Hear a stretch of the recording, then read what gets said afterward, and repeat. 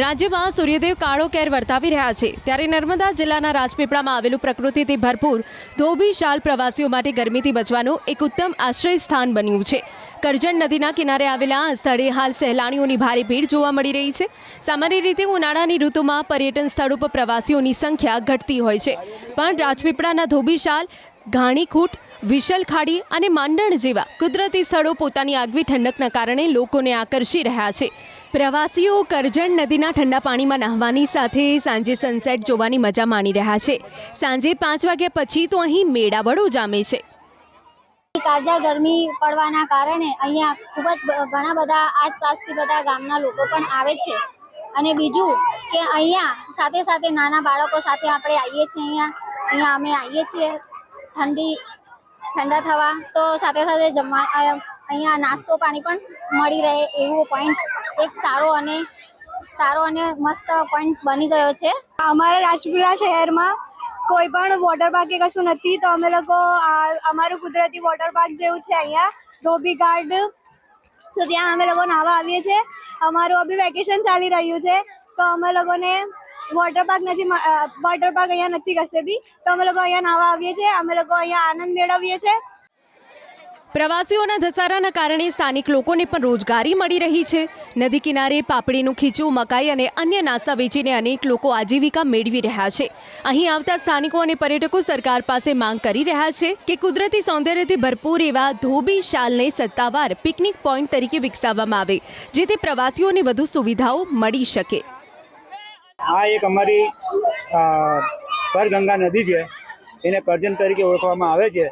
અહીં એક એટલું મસ્ત સ્થળ થઈ ગયું છે, કુદરતી પાણી છે। અહીં ગાડી આ નદીનું પાણી, ત્યાં ગાડી બધા ઘણા દૂર દૂરથી પણ આવે છે, વડોદરા, ભરૂચ, સુરત છે કે પછી ઝઘડિયા છે, બધા અમુક નાના મોટા ગામો શહેરોમાંથી આવે છે નાહવા માટે।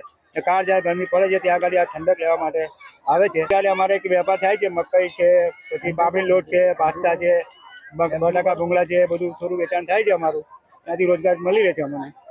એક વિનંતી છે કે અહીં એક પિકનિક પોઈન્ટ જો રાખે, સરસ બનાવે તો સારું છે, हमारी रोजगारी मिली रहे।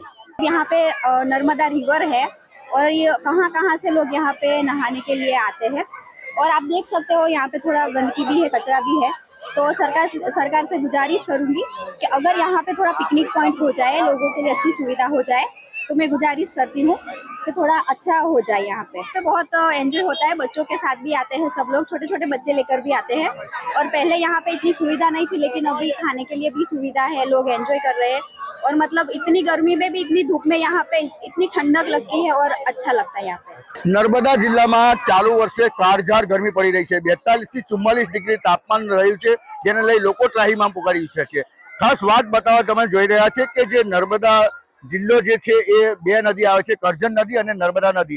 हाल तमे जोई शको छो तेम के जे करजण नदी छे, ज्यां धोबीशाल कहेवामां आवे छे, आ રાજપીપળા શહેરમાં વહેતી જે કરજણ નદી છે, ખરખર વહેતી નદીમાં છીછરું પાણી છે, એટલે જે સ્થાનિકો જે છે એ ગરમીથી રાહત મેળવવા માટે અહીં જે સ્નાન કરી રહ્યા છે અને પોતે ગરમીથી રાહત મેળવી રહ્યા છે। ખાસ વાત કરીએ તો જે આ એક પિકનિક પોઈન્ટ બની ચૂક્યો છે, પહેલા કશું જ નહોતું, પરંતુ હાલ આજે ઝરણું વહી રહી છે, જે નદી વહી રહી છે, જેને લઈ અહીં મોટી સંખ્યામાં લોકો અહીંયા આગળ સ્નાન કરવા આવે છે અને પોતાને ગરમીથી રાહત મેળવે છે। સાથે સાથે અહીંની વાત કરીએ તો જે લોકો અહીંયા આવે છે, મોટી સંખ્યામાં પ્રવાસીઓ આવે છે, સ્થાનિકો આવે છે, જેને લઈ અહીંના લોકોની રોજગારીમાં પણ વધારો થઈ રહ્યો છે। તમે બતાવવા જઈ રહ્યો છે ખાસ કરીને જે ભૂંગળા બટાકા છે કે જે પાપડીનું ખીચું છે, એ મકાઈ છે, તમામે તમામ જે વસ્તુઓ છે એ વેચી અને લોકોની રોજગારી પણ વધી રહી છે।